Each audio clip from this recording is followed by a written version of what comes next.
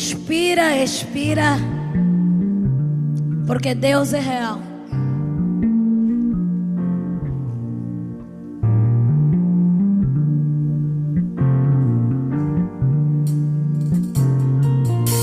Declare: Deus é real. Pensa num problema e declara para ele: Deus é real. Por exemplo, prostituição, Deus é real. Enfermidades, Deus é real. Golias, Deus é real. Começa a dizer para os teus medos: Deus é real. Pornografia, Deus é real. Masturbação, Deus é real.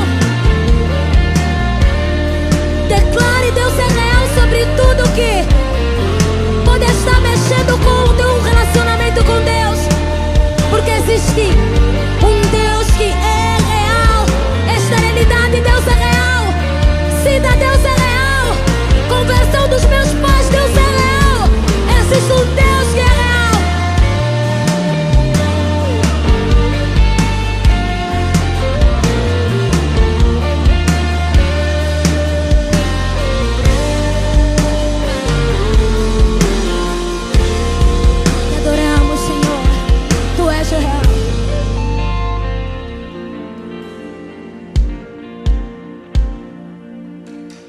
Mesmo que eu não te veja, eu sei que és real. Mesmo que até nem sinta, eu sei que és real. Mesmo que até nem ouça, eu sei que és real.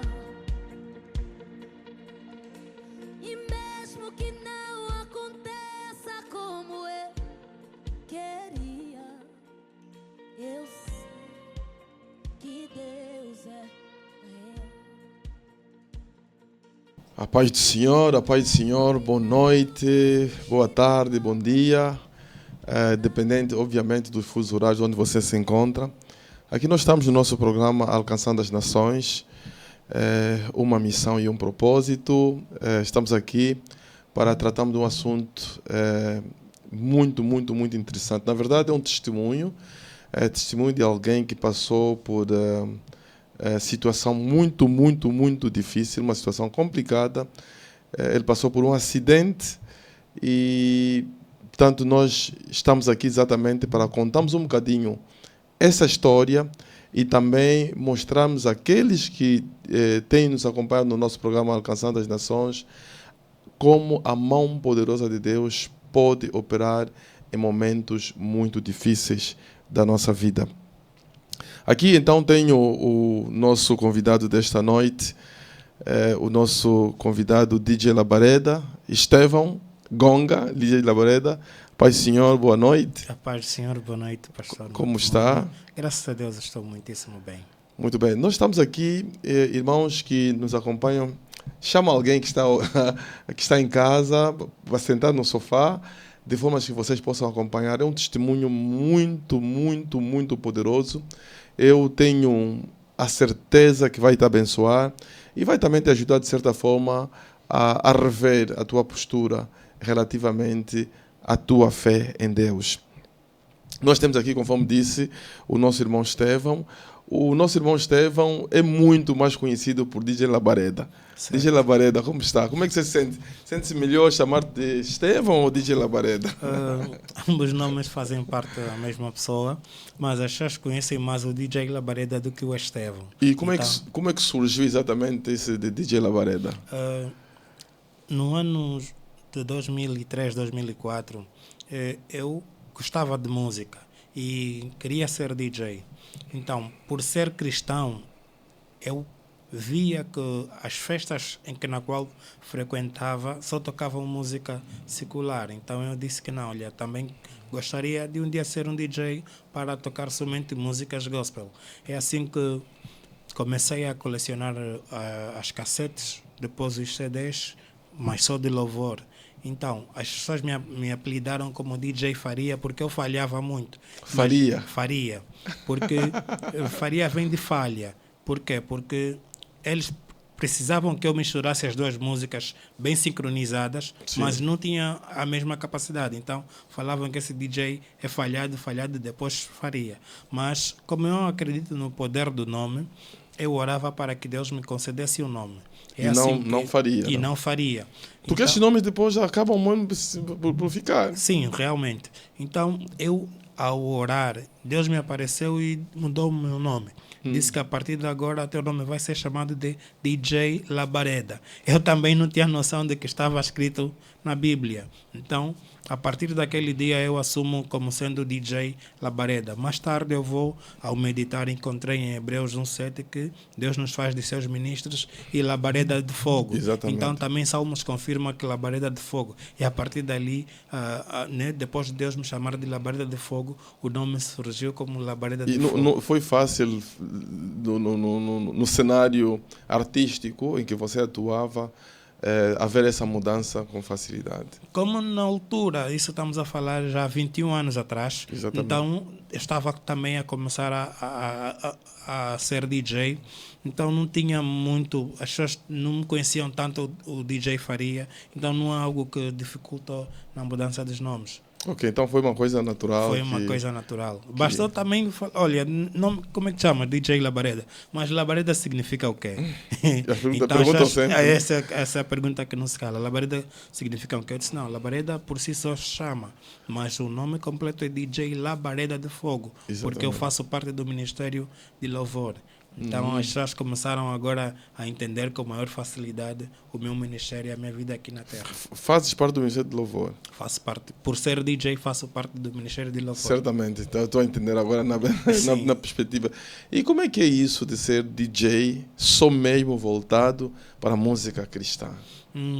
Eu percebendo que o povo de Levi vivia uma vida consagrada, sim, no ministério de louvor, então eu desde já eu orava para Deus que eu gostaria de viver, mas viver te servindo. Então aceitei o desafio. Primeiro eu fui contar ao meu pai, olha, eu vou ser DJ de música gospel. Ele disse, essas músicas da igreja não tem necessidade de você ser DJ, seus irmãos se reúnem, depois os vossos convívem muito assim, nada a ver. Eu disse, não, eu sou aquela pessoa que sou chamado que é para poder dar uma dinâmica diferente entre o seio dos irmãos. A primeira vez que eu ouvi falar de si, DJ Labareda, eu ouvi falar de si pela Rádio Kairos. Sim. Aquilo acho que acontecia muito no programa matinal. Aos domingos, era o Domingo Gospel. Exatamente, Domingo Gospel. Mas não só, mesmo domingo de manhã, eu acho que havia... Chamavam aquilo Domingo Gospel? Sim, o nome do programa é Domingo Gospel. É Domingo Gospel, sim. O Domingo Gospel, ele surge... o ano a seguir à abertura da Rádio Kairos, sim, eu comecei a Rádio Kairos em 2015. 2012 eu aceito um desafio de ir fazer um programa. Fui sugerir a uma rádio secular que é para a gente tocar música gospel. Só gospel num programa. E eles disseram tudo bem, mas aceitaram. Só que no dia que eu tinha que fazer um programa, fui o primeiro a chegar. Cheguei uma hora antes de começar o programa. E durante o período, antes do programa começar, surgiram umas 4 DJs. Elas disseram, não, o programa é de música secular, não podemos mais tocar música gospel. E 2 técnicos da rádio disseram, não, eu acho que não é agradável. Alguém que chega primeiro que vocês, automaticamente ele acaba sendo excluído. Então, nós temos de valorizar pelo menos a presença dele aqui. Exatamente. Lá deram-me 15 minutos que é para poder tocar. Foi a primeira vez que eu toquei numa rádio, que não era a Rádio Kairos. Sim, sim. Então, nesses 15 minutos, fez um repertório. Deus permitiu que eu tocasse todos os estilos musicais. E afinal o diretor da rádio estava a ouvir o programa. O da Rádio Kairos? Não, da Rádio Escola. Ok. Estava acompanhando o programa. Estava a acompanhar o programa. Eles muitas vezes não estão lá presentes, não, mas estão acompanhando. Estão a acompanhar a grelha. Então, era um domingo, não, era uma sexta-feira santa. Sim. Eu sugeri que, olha, por ser sexta-feira santa, por que não vamos trabalhar com louvor? E eles abraçaram. De repente mudaram. Assim que o diretor ouviu a tocar, ele disse, olha, eu gostaria de ouvir novamente esse DJ. Nos 4 DJs que lá estiveram, eu fui o único que fui sugerido que é para voltar a tocar novamente no domingo, que era o dia da ressurreição. Exatamente. E comecei a fazer um programa que tinha duração de 1 hora, na Rádio Escola, passou a ser 3 horas de programa, porque era muita intensidade. Muita dinâmica, muita atmosfera gospel, muita atmosfera santa, e o programa ia. Então eu faço 2012 até 2015 a Rádio Escola, depois eu vou para a Rádio Kairos. Por ser uma rádio evangélica, então eu fui para lá para fazer o programa, justamente numa semana que também era Semana Santa. Então eu entro na segunda-feira, faço a Semana Santa, e no domingo volto a fazer a ressurreição. Exatamente. De manhã. Exatamente.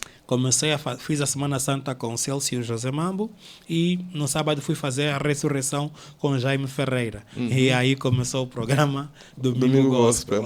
Eu acompanhava o seu programa, na altura nós congregávamos na Chicala, portanto nós vivíamos no Morro Bento, né?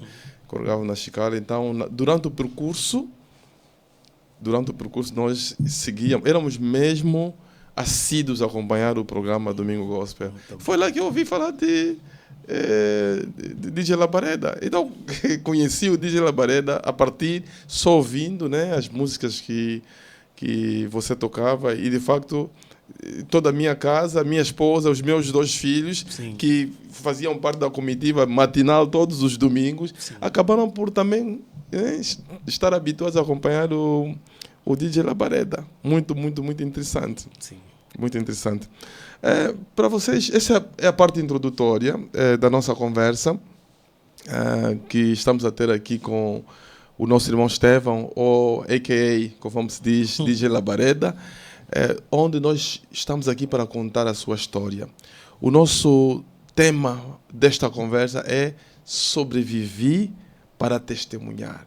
Um tema muito, muito, muito sugestivo, por causa do conteúdo que nós vamos partilhar daqui para frente, relativamente ao testemunho que o DJ Labareda tem para nos contar aqui nesta noite.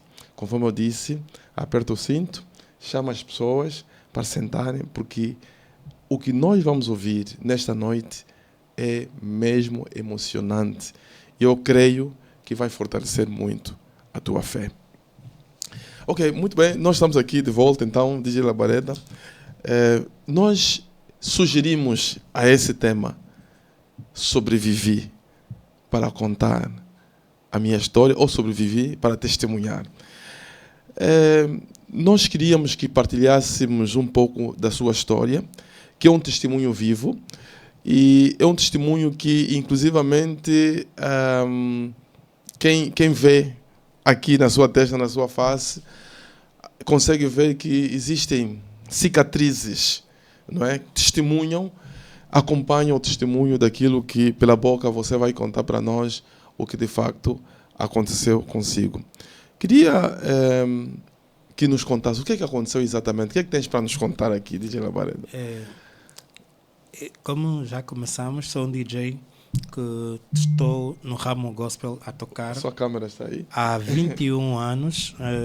Nestes 21 anos sempre toquei música gospel, sempre trabalhei para a honra e glória de Deus. Já trabalhei em muitas igrejas, no caso na área de sonorização, também já trabalhei como evangelista, que é para abrir algumas igrejas. Okay. Mas as cicatrizes que eu tenho hoje, né, o testemunho, a vida que eu tenho hoje, no dia 15 de agosto de 2025, foi um dia da virada para a minha vida. Por quê? Porque é fácil nós falarmos que 1000 cairão ao meu lado e 10.000 à minha direita, eu não seria atingido. Mas é fácil porque é um texto. mas não é algo que nós vivemos. Vivemos, exatamente. Então, eu vivi uma coisa diferente, de que 1000 cairão ao meu lado, eu posso ser atingido, mas ainda assim eu tenho um Deus a me guardar. Amém. Então, eu vivi isso, Deus a me guardar. Quando eram 20 horas, eu me preparo como habitual, que é para mim fazer um evento.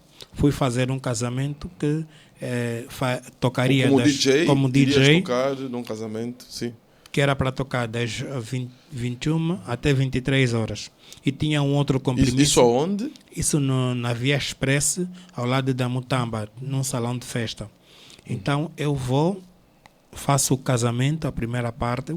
Quando tocam sensivelmente 23 horas, eu termino de tocar, até repousar um pouquinho e me preparar para ir para o segundo evento, que começaria às 0h30. Tenho uma equipe formada de vários DJs que, antes de eu chegar para um evento, eles começam a abrir o caminho e depois eu venho para poder dar sequência. Então, no troço entre a paragem da Mutamba, sentido 11 de novembro, antes da pedonal, naquela zona, eu caminhava de moto. Na pedonal do 11 de novembro. Eu caminhava de moto. 11 de novembro. Eu caminhava de moto de 3 rodas, porque normalmente quando a gente terminasse o evento, a gente metia o material na moto e voltávamos para casa. Então, no segundo evento, onde eu tinha a maior parte do material, eu me dirigia para o mesmo. E eu, neste dia, andava com uma criança de aproximadamente 14 anos, entre 14 e 15 anos. Agora, na memória, uma espécie de um ajudante. Sim. Não é um ajudante. Ele insistentemente naquele dia pediu-me que era para poder ir na festa. E a mãe cedeu. Logo à minha frente. Um vizinho. Disse, não, hoje quero ir com o DJ Labareda. E como estava próximo à mãe, a mãe disse, não tem nenhum problema. Podes levar o menino. Podes levar o menino. Eu pego o rapaz, levo na festa. Ao sair da festa para ir no outro evento para tocar, quiseste novamente também, levei porque estava sobre a responsabilidade. É assim que, indo numa velocidade branda, sim, havia um carro que bateu-me de trás. Ele vinha em alta velocidade, então não consegui controlar o volante. Aí eu caio, primeiramente bato no asfalto, depois vou parar numa vala. Assim que eu vou parar nesta vala, eu consigo ainda levantar e fui novamente na estrada. Eu estava a andar com um computador, na qual com mochila? Tinha 2 mochilas, uma grande que estava nas costas, tinha um outro computador que era como uma pasta pequena, assim, portátil. E pego a mesma pasta, coloco na minha cabeça, que é para mim poder repousar um pouquinho, porque o impacto foi muito grande. Só que eu não tinha noção da gravidade que estava o acidente. Mas estavas a sangrar. Eu estava a sangrar. E não vamos apresentar as fotografias. E eu sangrava mesmo muito naquele dia. Eram 0 hora, porque era a hora, antes de eu sair do evento, eu sabia a hora que estava a sair. Então, 0 hora. Eu fiquei das 0 hora, o menino... como só teve pequenos arranhões, pôs-se a chamar alguns carros que era para poder socorrer, mas ninguém parava. Fomos solidarizados por um motoqueiro também. Mas por que não paravam? Por que não aceitavam parar? Porque tem sido reincidente por parte das suas más, né, que simulam acidente, mas que na verdade são bandidos. Então ele pensou que fosse também uma criança que faz parte de um grupo de marginais. Mas também às vezes acontece que você dá socorro a alguém, leva para o hospital, a polícia não vai te largar. Vão pensar que você que se calhar que atropelou. Também há momentos que as pessoas têm receio nesse sentido. Nesse caso, a nossa lei devia ser um pouquinho mais branda. É muito pesada para as pessoas que prestam apoio, sentirem-se como culpado da determinada ação. E não é mesmo confortável. Você vai ajudar e depois tornas-te o culpado do acidente. E muitas das vezes as pessoas que batem acabam fugindo. Exatamente. O indivíduo que bateu na moto, ele bate e perde o controle do volante. O pneu dele também rebentou. E o carro ficou aí? O carro ficou aí. Então, a parte da calçaria da moto foi ao meio e, por eu não estar a utilizar o capacete, a minha cabeça surgiu como o primeiro capacete do meu corpo. Sim. Então, ela parte nessa zona, sim, na zona de frente. Aquilo começava mais ou menos por essa parte da testa, eu parti o nariz e ela veio mais ou menos até aqui em cima. Então, essa zona toda, sim, essa toda a zona estava exposta. O cérebro aparecer? Sim. Aqueles miolhos? Toda essa zona estava exposta. Eles tiveram que cozer daqui, mais ou menos, até aqui em cima, que é para criar vários pontos e para mais tarde conseguir unir conforme estava. Eu tenho um vídeo que mostra logo, parece uma coisinha branca que fica aqui por dentro, é mesmo a parte do crânio de cima que também estava exposto. Então, assim que o acidente foi às 0 horas, por volta das 4, 5 horas, é a hora que o pessoal do INEMA aparece. Nesse intervalo, houve muitas ligações por parte dos agentes da polícia que estavam lá. Tem um vídeo, o pessoal da polícia reclamar o tempo de espera que eles tiveram ali no 11 de novembro. Porque eles achavam que, por ser uma área da saúde e por ser acidente, devia ser um pouquinho mais rápido, mais célere a presença do INEMA, mas só que não é o que encontramos no dia que eu tive o acidente. Imagina, um indivíduo a sangrar das 0 até quase 5 horas da manhã. Sim. Então leva à morte para muitos. Tem uns que têm alguns impactos, embate de moto, você vê que morre no lugar. Mas eu reclamava que era para poder se levantar-me, que era para sair daí. E as pessoas que estavam em volta de mim contam que eu reclamava muito. Não, eu quero sair, eu quero levantar. Eu quero levantar, mas eu não conseguia levantar, porque o corpo não estava a obedecer à mente. Eu tinha vontade de levantar, mas eu não permitia. Então estavas deitado na estrada? Eu estava deitado na estrada. Tem um vídeo, o pessoal do INEMA já dentro da ambulância. Eles pegaram-me e levaram-me para o unidade hospitalar que estava mais próximo, que é o hospital do Camama. Então eu chego no Camama, ainda assim não sou atendido, por mais que... Isso mais ou menos a que horas? Possivelmente eu só fui atendido lá por volta das 7, 8 horas. Você que acidentou à meia-noite? Eu que acidentei à meia-noite. A minha mãe, quando chegam no hospital, eles a pedirem que alguém viesse... Quem comunicou a mãe? O rapaz que trabalha comigo, o mesmo menino, volta no salão de festa. Esse menino que esteve contigo? Sim, o menino que esteve comigo volta para o salão de festa onde eu toquei. Lá ainda tinha o pessoal da minha equipe a dar sequência no evento. Eles chegam para o espaço onde houve o acidente. Aí ligam para o meu irmão que estava a fazer um casamento em Benguela. O meu irmão é o DJ Labareda Júnior. Okay.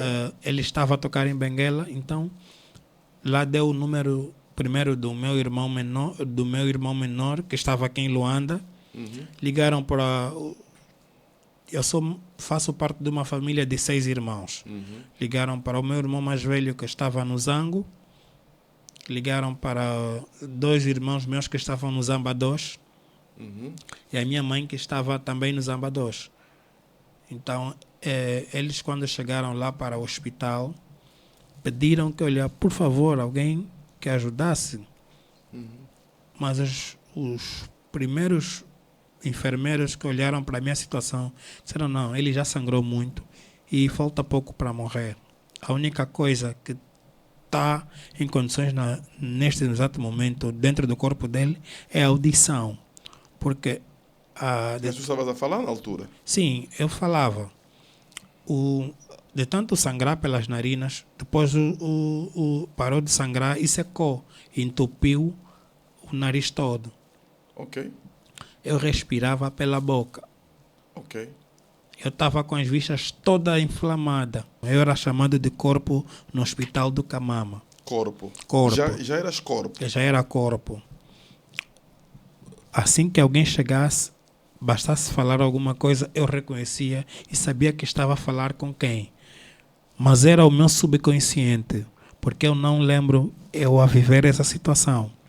Aparece uma senhora dizendo que o meu marido está preso no 11 de novembro porque atropelou alguém. Esta senhora é enfermeira, é doutora de um hospital, é médica de um dos hospitais de melhor referência no nosso país. Essa senhora? Sim, esta senhora. Então, ela liga para um doutor do Hospital do Camama, dizendo que, olha, meu marido atropelou alguém e essa pessoa não foi atendida até agora. Coincidentemente, aquele doutor fazia turno naquela madrugada no mesmo Hospital do Camama. E não estava lá? Ele estava lá. Assim que o doutor chega, ele também já tinha noção de que houve várias pessoas que entraram naquela madrugada. Várias ocorrências. Sim. Então o doutor pega logo, põe-me a cozer. Cozeram a minha testa, que era para estancar o sangue ou esperar mesmo que realmente eu morresse. Lá puseram-me soro e sábado. Esse acidente aconteceu de sexta-feira para sábado? De sexta-feira para sábado. No sábado, aí eu já não estava mesmo a me sentir tão bem. Algumas pessoas foram lá me visitar, eu conseguia identificá-los pela voz, mas não me sentia muito bem, sentia muita dor sobre o corpo. Eu sentia que estava em outro lugar já, mas eu relatava o que eu estava a ver nesse exato momento. Eu teve um período que, segundo os vídeos que vão ver, eu via que o meu corpo estava a ser modificado, estava a ir para outras dimensões.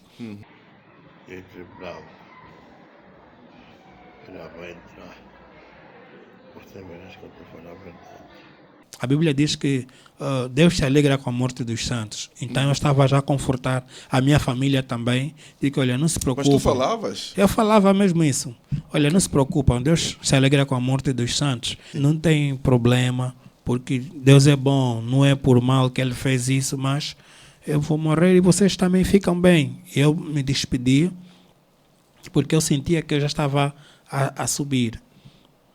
Mas não morri no sábado, passamos para o domingo. Agora no domingo eu começo a mudar o quadro. Eu falava, olha, aqui no hospital não estão a me cuidar bem, temos que procurar um outro hospital que é para poder fazer melhores cuidados. Imagina que estás dentro de um hospital e ouves muita gente a morrer. Não é aquilo fácil. É assustador. É assustador. Na minha sala morreu pessoa no sábado. Okay. Eu me apercebi, porque era muita gente a chorar. Okay. As pessoas choravam. As pessoas que olhavam para mim não me reconheciam quem eu era. Porque estavas todo inflamado. Eu cheguei a atingir a uma elasticidade de uma cama solteira. Sozinho. Eu inflamei todo o corpo. A vista não abria. Então, foi uma experiência muito dura.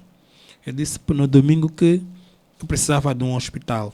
Lá vimos na agenda telefônica, teve, graças a Deus, alguém disponível que era para poder, que eu conheço e na qual faço parte de um grupo de oração. Eu faço parte de um grupo de oração. O grupo de oração chama-se Jeremias. Reúne-se todas as quartas-feiras. Uhum. Então ele disse, olha, ligam para todas as quartas-feiras. Ligam a minha líder conhece pessoas viradas da área da saúde e com certeza ela vai dar alguma resposta que é para poderem ter um melhor acompanhamento. Na segunda-feira, apareceram 5 hospitais que era para poder receber-me e eu escolhi um dos hospitais que era o Hospital Militar. Okay. O Hospital Militar, por quê? Porque no passado eu já frequentei um pouco o Hospital Militar, mas não sabiam que eles agora estavam com uma clínica dentro do Hospital Militar. Okay. Então, eu fui especificamente na clínica do Hospital Militar, onde, graças a Deus, o atendimento, o acompanhamento é uma bênção. Vamos chegar até lá. Vamos chegar até lá. Pai do Senhor, boa noite para você que nos acompanha no nosso programa Alcançando as Nações. Nós estamos aqui com uma rubrica especial, falando com um tema, portanto, sobrevivi para testemunhar. E conforme eu disse no princípio, para se calhar aquela pessoa que está a entrar agora, saiba que nós estamos aqui com o nosso irmão Estevão, DJ Labareda, mais conhecido por DJ Labareda, que passou por um acidente muito impactante, muito forte. E nós estamos aqui para, portanto, recebemos em primeira mão o testemunho da mão poderosa de Deus na sua vida. Então, DJ Labareda, estavas a não sentir confortável no hospital onde estavas e então reclamas, se assim podemos dizer, ou talvez a própria senhora, a esposa do senhor que havia atropelado, certamente estaria muito preocupada também com a tua condição. Ao fim e ao cabo, a pessoa tem aquela consciência, né? Aquele problema de consciência pesada de que nós estamos em Sarilhos, temos um problema grave aqui que temos que resolver. Entretanto, surge a oportunidade então para sair desse hospital do Camama onde estavas, para ir para o hospital militar. Mas das várias oportunidades que surgiram, você escolheu o hospital militar. Conta lá, como é que vocês saem do hospital do Camama? Foi pacífico, eles liberaram facilmente vocês saírem desse hospital para irem para o hospital militar? Na segunda-feira, quando os hospitais aparecem que é para poder me tirar do hospital do Camama, o hospital do Camama negou categoricamente de que eu devia sair daí, porque a sua condição a minha condição era grave e só estamos à espera da morte dele. Então era mais fácil assinarem que não, ele já está realmente morto, do que eles transportarem para uma outra... Até durante a caminhada pode ainda mais... Sim. Falecer pelo caminho, se calhar. Na parte que está, a parte de frente do hospital do Camama, tem uma esquadra da polícia. E naquela esquadra, um dos comandantes que sai de lá é meu irmão da igreja e é alguém que crescemos juntos. Então temos uma amizade muito profunda. Okay. Naquele exato momento que estavam a complicar com que eu não saísse do hospital, ele é quem sai da unidade que é para poder comprar alguma coisa fora e se depara com o meu irmão mais velho. Fora do hospital? Fora do hospital. E ele pergunta, estás aqui a fazer o quê? Eu disse, não, olha, o meu irmão teve um acidente e estamos aqui no hospital, mas também estamos com outro problema. Qual é? O hospital não quer liberar a saída dele. Então ele chegou e disse, não, eu me responsabilizo. Não tem nenhum problema, eu me responsabilizo e que podem liberar o corpo. E que horas eram? De manhã muito cedo. De manhã muito cedo. De domingo? De segunda-feira. Ok, muito bem. Enquanto eles lutavam, não conseguiam. Bastou-se o comandante chegar, disse que não, podem liberar, eu vou assumir a responsabilidade. Assinaram os documentos e vai. Apareceu uma ambulância? Foste da ambulância? Eu fui da ambulância do Hospital Militar. Então o Hospital Militar manda uma ambulância? O Hospital Militar manda uma ambulância. O hospital que está no Zango também manda, do Bispo, esqueci o nome, sim, também mandou uma ambulância, mas a do Hospital Militar é que chegou primeiro. Exatamente. Aí levantei. Levantaste da cama? Levantei da cama em que estava e subi na maca do Hospital Militar e ia para o Hospital Militar. E eu pensei que não, aqui vou me esforçar, que é para...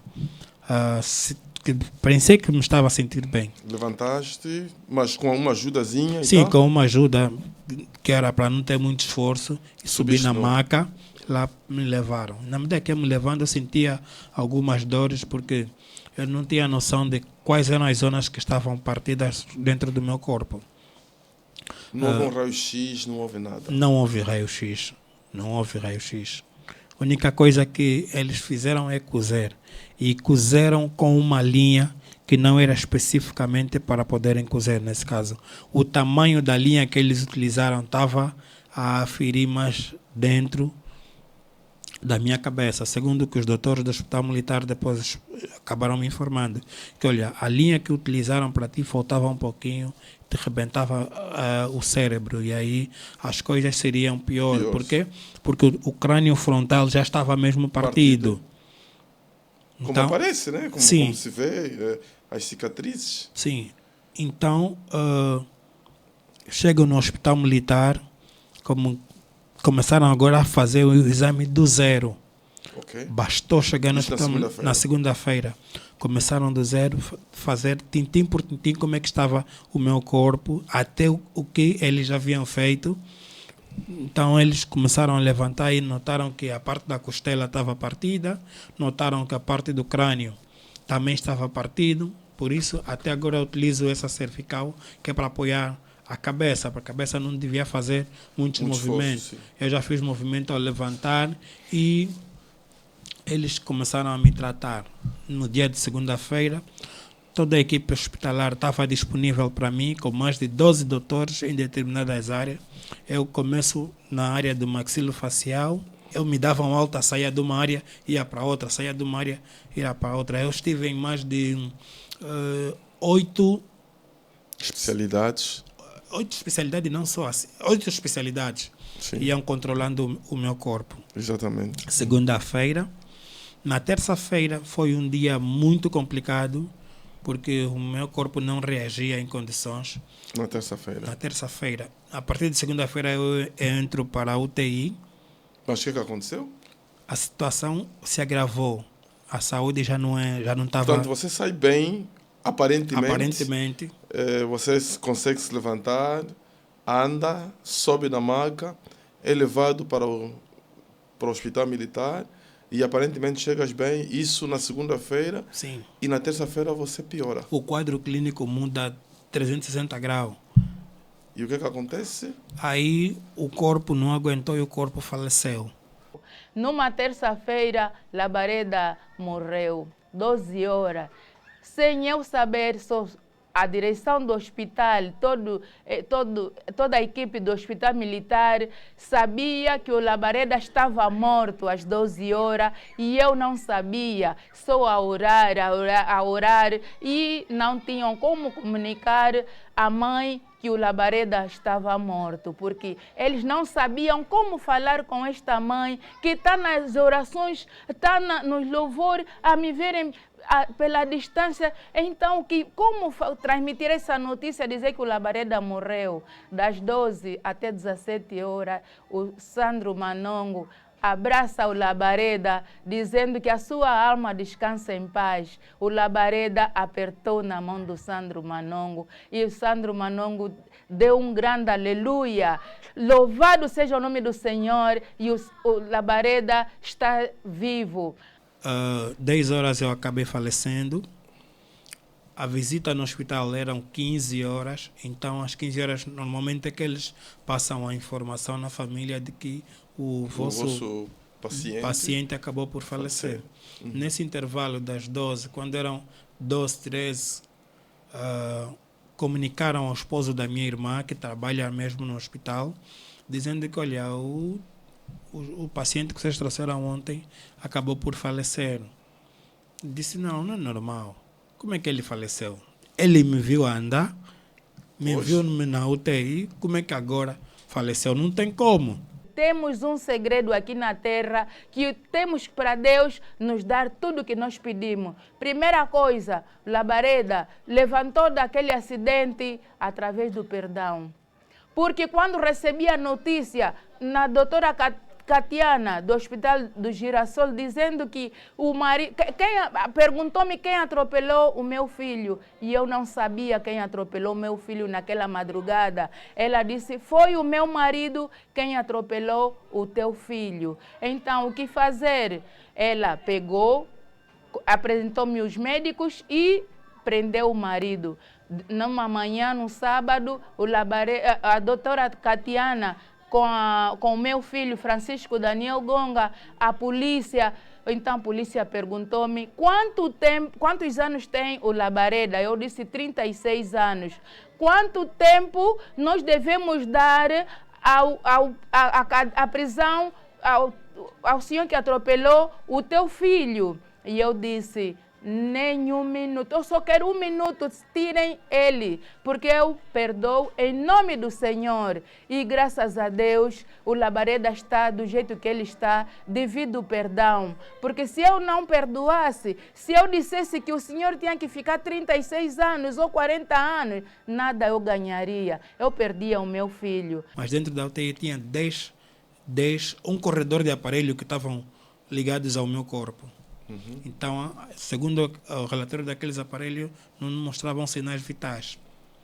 Mas eu acabei dando um apertozinho. Ele pega nas minhas mãos, eu aperto as mãos dele.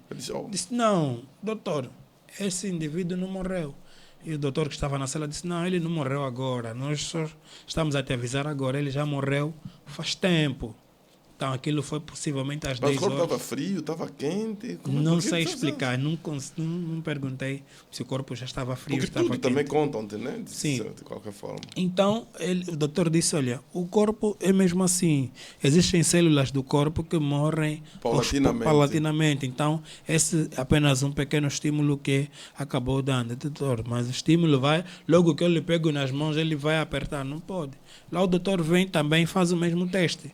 Ele aperta. E era um hábito que eu tinha. Quando alguém me pega nas mãos, bastava saudar, eu vou apertar um pouquinho, porque esperava que também o outro lado apertasse. Okay. Então, quando eu aperto, o doutor realmente, as máquinas não têm sinais vitais, mas ele está a mostrar que o estímulo dele ainda há algum reflexo. Lá, disseram, olha, nós precisamos de uma ampola, que é para poder pôr a reanimar, porque o tempo que fizeram reanimar já estavam todos cansados, então era só já para preparar a múmia e ir para a câmara. Não tinham ainda preparado a múmia? Não haviam preparado. Para levar para a câmara. A morgue, né? Sim. Lá procuraram uma cápsula que era para me injetar no peito. Disseram, não tem, essa aqui no hospital não temos. Mas uma doutora que não estava aí disse, olha, nós precisamos dessa cápsula. A doutora foi procurar para reanimar o corpo. Quer dizer, a área do coração, né? Sim. Caso. A doutora sai, mas chega um outro doutor e diz, não, nós aqui no hospital já há um tempo que nós não temos essa cápsula. Então, só que ela vai procurar e consegue encontrar. Ela sai, mas vai à procura. Ela vai à procura e consegue encontrar e traz-me e põe logo a me reanimar. No mesmo dia e no mesmo horário em que eu estava morto, havia um grupo de oração na qual eu frequento, estavam no hospital. Chegaram às 10 horas a interceder pela minha condição de saúde.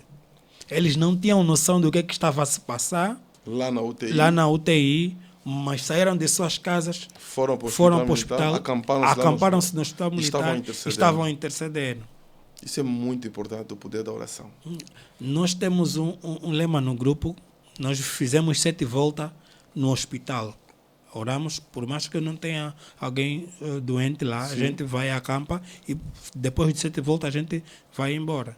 Então, naquele mesmo dia, segundo a nossa líder de oração, ela não estava bem. Ligou para as irmãs e disse, olha, Deus está a me falar que eu tenho que ir para o hospital militar onde está a Bareda, que é para nós orarmos. Então eles ficaram ali a orar até a hora 15, que é a hora da visita. Isso é muito importante para nós estamos aqui a acompanhar o nosso programa, para vermos o quão é importante a oração. A oração é muito, muito importante. Nós nunca devemos negligenciar o poder da oração. Então, nós podemos ver, enquanto o irmão lutava pela vida, havia um grupo de irmãs, sim, cuja missão foi interceder pela sua vida. Assim que chegou a hora da visita, comunicaram à irmã, que era a líder do grupo de oração, de que, olha, nós utilizamos uma ampola e que é para poder reanimar. Ela pergunta qual é a ampola, logo pega, ela vai procurar. Ela, segundo ela, é muito difícil encontrar, mas ela conseguiu encontrar porque ela conhece algumas pessoas ligadas à saúde dentro do país e com certeza para essas pessoas é um pouco mais fácil em relação a alguns. Então ela faz a reposição dessa ampola que saiu do hospital. Então eu fico aí agosto, dia 21, 22, 23, 24, 25. Mas ali, naquela fase, aparentemente de ter falecido, tu estavas em coma. Eu estava em coma. Não te lembras absolutamente de nada? De nada. Não lembro-me de nada. Tudo o que se passou te contam? Sim. Eu só consigo voltar às lembranças de que eu realmente existia em setembro. Portanto, do dia 21 de agosto, sim, em que acidentas? Dia 15, no dia 15. Sim, dia 19 o dia que eu faleci. No dia 19. Porque foi 4 dias depois do acidente. Em que você colapsa, o corpo colapsa? Sim. Entras em coma? Sim. E ficas ali do dia 19 para até mês de setembro? Até o mês de setembro. Dia que mais ou menos? Lá para os dias 8. Dia 8 do mês de setembro? Dia 8 é quando você começa a ganhar consciência. Despertar. Sim. Enquanto eu estava lá no hospital, eu tinha momento que eu conversava. Mas eu não tenho noção de que eu conversava. Mesmo com os aparelhos, eu falava muito baixo, segundo eles. Eu falava muito baixo. Eu tinha a lembrança de que fui com o meu tio. Ele foi me acompanhar no hospital. Parecia assim. Fui com o meu tio para me acompanhar no hospital e eu fiquei internado. O meu tio que veio me acompanhar também lhe internaram. Mas era algo da minha mente, não era algo real. Ok, uma imaginação. Uma imaginação. Eu falei à minha mãe de que, olha, o tio Jovito só veio aqui me acompanhar, mas o que estão a fazer dele não é bom. E você olha o tio Jovito, está a gritar muito. Okay. E também a nossa família não sabe que o tio Jovito está aqui no hospital. Não estás a falar coisa com coisa. Estou a falar coisa com coisa. Ok. Eu falei para a minha esposa de que, olha, a nossa líder do grupo de oração me comprou 4 carros. E os 4 carros estão aí fora do hospital. Ontem, eu saí daqui, subi para as imediações do Jardim do Éden, mas já voltei. Só que a pessoa que está a falar isso não mexia os pés, não mexia as mãos, e era só a boca que mexia. Então, estava fora de mim. Segundo os psicólogos disseram de que tudo bem, ele vai viver, mas vai viver com essa sequela. Não vai conseguir ter lembranças, não vai conseguir ter a memória a funcionar. Houve esse diagnóstico, porque a mente estava descontrolada. Então, estava vago. Sim. E eu continuava aí. Eles vinham, procuravam falar comigo, porque eles aconselham, quando você, por mais que esteja dentro da UTI, vai passando boas lembranças, vai trazendo pessoas que lhes tiveram bom período com ele enquanto estava lúcido, que é para poder ajudar a reanimar. Vão conversando. Então, eles faziam todo esse exercício que é para poder melhorar a minha condição. E como família, não estavam também conformados pela situação que eu estava passando. O meu irmão, Labareda Júnior, quando vai me visitar, eu digo para ele... Ele sai do Lubango? Sai do Lubango, vem para Luanda. Eu digo para ele, olha, irmão, abre os olhos. Aqui onde nós estamos é minha empresa. Essa empresa é minha. Essa marca que está aí no teto é minha marca, esse é o meu logotipo. Querem me receber, você deve se controlar bem. Todas as coisas que eu tenho, vai aparecer pessoas que é para poder usufruir de nossos bens. Vá na minha agenda telefônica, tem muita gente que me deve. Vai ter com o pastor fulano, vai ter com o pastor de Ucrânia. Cobre a minha dívida. Essas pessoas me devem. No sítio tal tem dinheiro, vai ali tem dinheiro. Fica atento. Okay. Não deixa com que recebam essa empresa. E a empresa que eu estava a falar era o hospital militar. No teto eles tinham um respirador do ar-condicionado. Então eu pensava que aquele era o meu logotipo. Uma das coisas que mais me abalou ou que mais me afetou foi o facto de encontrar o meu irmão, aquele que eu conheço, na cama do hospital e fora de si, porque as 2 primeiras semanas do Labareda ele não teve com a mente sã, teve um tempo a falar em paranoias, e aquilo para mim foi muito chocante, porque eu muitas das vezes eu me considero estar vivo é para mim ter o domínio de mim mesmo, mas sair daí forte e firme a perseverar no Senhor, porque nós cremos num Deus que cura, num Deus que salva, num Deus que liberta. Então, ali já não estava em zona crítica dentro da UTI, estava assim, estavam a reduzir. E enquanto isso comias? Eu dependia de soro, eles eram mais injetados. Eu emagreci. Eles fizeram um dreno, aqui tem alguns sinais, fizeram um dreno que é para extrair os sangues que não haviam saído na parte do peito. Exatamente. Conseguiram reduzir a minha elasticidade. Possivelmente, eu pesava no passado 95, cheguei até 50. 40 quilos? Sim. Eu fiquei muito magro, eu fiquei irreconhecível. O pastor olhava para mim e não reconhecia que este era aquele indivíduo grande, sim, com bom porte físico. Fiquei muitíssimo magro, muito mesmo. Depois, lá no hospital, cortam o cabelo, piorou, cortaram o cabelo, cortaram minha barba. Fiquei como se fosse... Eu, quando olhei para o espelho, não me reconheci. Okay. Eu disse, não, possivelmente eu esteja na parte de trás, essa pessoa que daqui à frente é outra. Eles utilizavam a ligadura toda a cabeça, que era para poder... Não, já era ligadura assim? Para poder... A ligadura que vocês vão ver já era menor, porque era mesmo para toda a cabeça, que era para poder melhorar ainda mais e não ter muito movimento na cabeça. Okay. Era muito cansativo ficar deitado. Eu pedia para me levantarem, nem que fosse alguns minutinhos. Pedi algum que me ajudassem a fazer os movimentos do corpo. Eu falei para a doutora, olha, eu conheço um pouco de fisioterapia e não preciso que vocês venham fazer fisioterapia. Eu ainda oro, tenho um Deus que vai me ajudar a sair dessa. Eu vou voltar a andar, eu vou voltar a me movimentar. Lá os doutores olharam para mim, viam, é mais uma coisa da cabeça. No primeiro dia, eu disse, olha, doutor, abre só a parte da cama, que é para mim poder ficar um pouquinho de pé. A doutora, a enfermeira que estava a trabalhar, pensou que eu já me movimentava. Lá pedi para ela me ajudou, me ajudou só a levantar um pouquinho, me ajudou a levantar, fiquei um pouquinho de pé. Mas não aguentei porque o corpo estava muito fraco.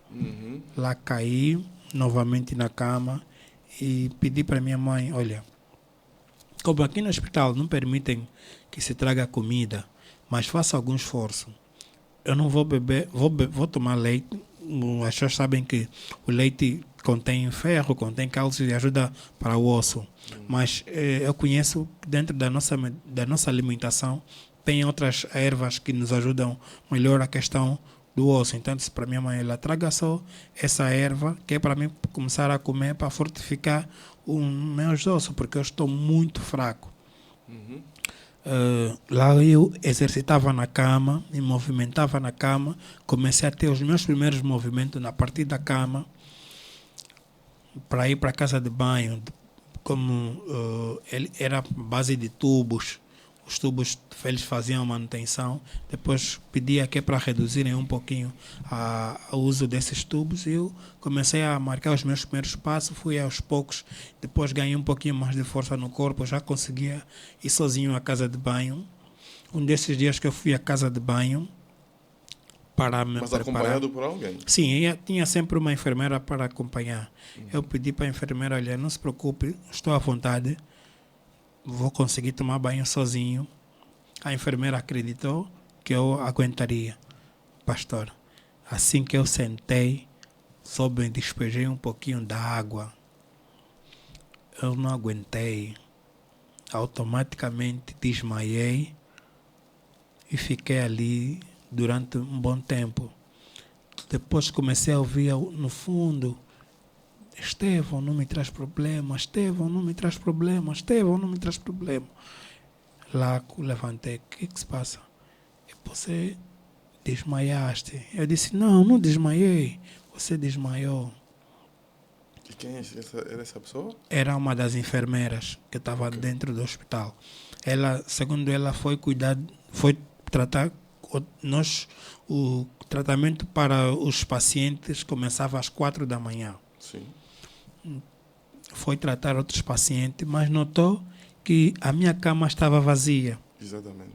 Disse, não é normal, já passei algumas vezes, ele ainda não saiu da casa de banho, não é normal, ele me disse que consegue. Então quando ela chega, encontra-me deitado no chão, me pegou e disse, olha, não podes dizer que estás bem quando você está mal. Toda a responsabilidade recai para nós. Eu tenho a obrigação de cuidar-te, porque ela antigamente me tratava do meu corpo dentro da cama. Exatamente. Então, quando eu disse para ela que já não é necessário, já consigo ir, então mostrei voto de confiança. E ela deu-me esse voto de confiança, mas afinal eu não estava em condições. Lá chamou-me a atenção de que isso, se os doutores se apercebessem, ela é quem estaria mal dentro da sua ficha, porque não teve o melhor controle para os pacientes. Pedi desculpas a ela e lá me cuidou e pus a descansar. E aquele dia passou. Ia lembrando a consciência, mas via que eu tenho um pano na cabeça. Eu disse, não, se calhar tive um pequeno arranhão na cabeça. Não tinhas noção do impacto? Do impacto que eu tive na cabeça. Numa das noites, eu vou para a casa de banho, o penso caiu. Assim que eu termino na casa de banho, eu saí, deparo-me no espelho. Eu vejo o meu crânio por dentro. Lá a tensão subiu. Uau. Eu bebia Captopril de 8 em 8 horas, que é para baixar a minha tensão. Porque você ficou chocado? O acidente causou-me a quebra de tensão. Sim.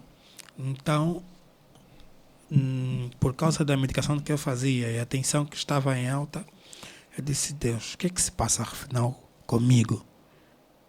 Isso é o quê? Apertei tem um botão que é para chamar a doutora.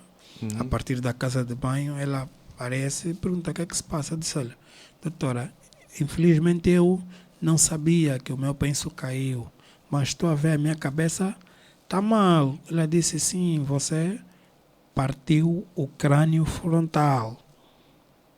Então, nós já procuramos cuidar um pouquinho eu tive por causa da respiração, eles fizeram algumas lavagens, eu não sei como é que eles chamam, para melhorar a minha respiração, e só faltava mexer a parte da cabeça.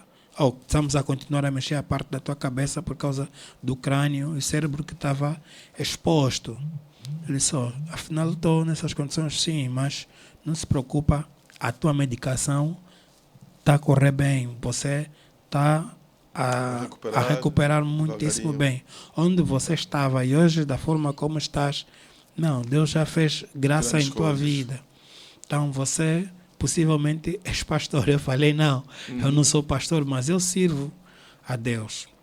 Então, foi a primeira vez eu a ver a doutora reconhecer o poder de Deus na minha vida. Disse, olha, Estevão, aqui no hospital, você é um exemplo para muitos, porque ninguém te ajudou a andar, ninguém esteve aí, faz isso, faz aquilo, e você procura sempre mais em relação a muitos outros pacientes a melhorar. Já vimos muita coisa no hospital, mas o teu caso é muito diferente.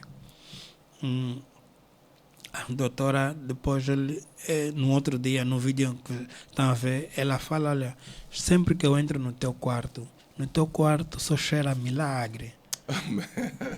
No seu quarto só cheira milagre. No teu quarto só cheira milagre. Exatamente nessa parte.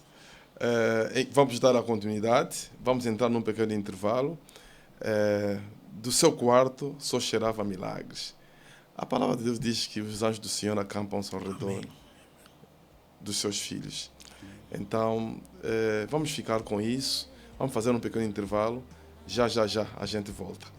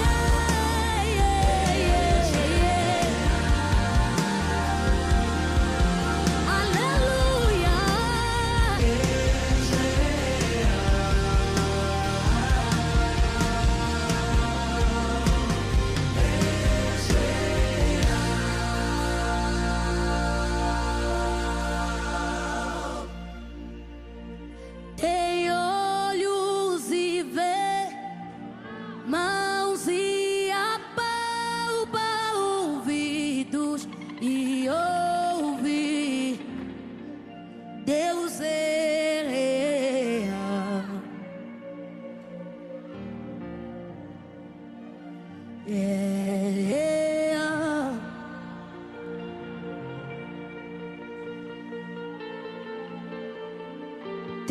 olhos e vê, mãos e apalpa, ouvidos e ouve. Deus é real. Deus é